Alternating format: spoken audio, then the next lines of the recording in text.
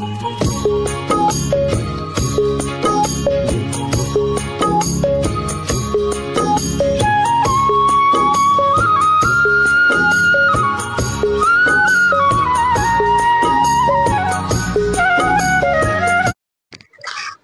আলাইকুম রহমতুল্লাহ।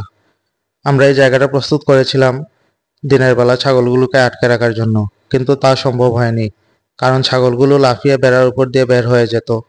তাই আমরা ছাগলগুলোকে আটকে রাখার চেষ্টা না করে ছেড়ে পালন করছিলাম। এখন আমরা সবজি চারা রোপণ করছি। গত ভিডিওতে দেখেছেন আমরা বরবটি চারা রোপণ করেছিলাম, কিন্তু ছাগলগুলো সব বরবটি চারা খেয়ে ফেলেছে। এখন আবার আমরা চিন্তা করছি ছাগলগুলোকে আটকে পালন করার জন্য। তাই আমরা বেড়ার উপর দিয়ে আরেকটা নেট বেঁধে দিচ্ছিলাম, যাতে ছাগলগুলো লাফিয়ে বের হতে না পারে। নেট বাঁধার কাজ শেষ করার পর আমরা গরু ঘর পরিষ্কার করার জন্য এবং গরুগুলোকে গোসল করানোর জন্য চলে এসেছি। প্রথমে আমরা গরুগুলোকে ভালোভাবে পানি দিয়ে ভিজিয়ে নিয়েছিলাম। তীব্র গরমে গরুগুলোকে পানি দিয়ে ভিজানোর ফলে খুব আরাম পাচ্ছিল। গরুগুলোকে ভালোভাবে ভিজানোর পর আমি ব্রাশ দিয়ে গরুর শরীর ভালোভাবে ঘষে পরিষ্কার করে নিচ্ছিলাম। আমি গরুগুলোকে গোসল করাচ্ছিলাম। জাকারিয়া এবং মামা ছাগলের ঘর পরিষ্কার করছিল। প্রথমে তারা পানি দিয়ে ছাগলের ঘরের মেঝে এবং ছাগলের থাকার চৌকি ভালোভাবে ভিজিয়ে নিয়েছিল।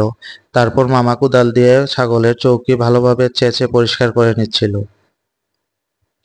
আমাদের জন্য সবাই দোয়া করবেন। সবাই ভালো থাকবেন। ধন্যবাদ। আসসালামু আলাইকুম।